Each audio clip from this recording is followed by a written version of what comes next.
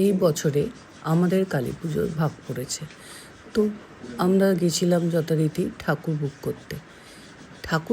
করতে গিয়ে তো অবস্থা খারাপ। দেখি কোথাওই ঠাকুর নেই। দেখো মোটামুটি যত ঠাকুর আছে সব হাতে কাগজ ঝুলছে, মানে ওগুলো কেউ না কেউ বুক করে গেছে। আর নতুন করে অর্ডার কুমারটুলিতে নেওয়া হবে না। আমাদের পুজোটা একটু হবে কি হবে না একটা ব্যাপার ছিল, সেই কারণে আমাদের অর্ডার দিতে দেরি হয়ে গেছে। সেই কারণে কোনো অর্ডার আমরা দিতে পারলাম না। ওদের বক্তব্য এখানে যা আছে তার মধ্যে থেকে চুজ করে নিতে পারলে নিন, না তো চলে যান, ওরা আরেকজনের কাছে পাঠিয়ে দিচ্ছে।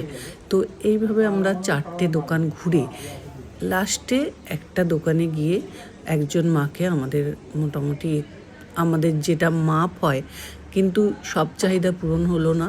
আমাদের নাকি শিব ঠাকুরের পা সোজা থাকে, কিন্তু সেটা আবার আমাদের যে সাইজের ঠাকুরটা করতে লাগে যে মাপের, সেই মাপের ঠাকুরের মধ্যে পাওয়া যাচ্ছে না এবং কোনো অর্ডার নেবে না এরা।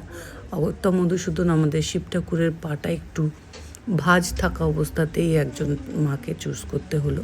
তো এই দোকানে আমাদের কোনো ঠাকুরই হলো না, আমাদেরকে এনারা আরেকটা দোকানে পাঠিয়ে দিল।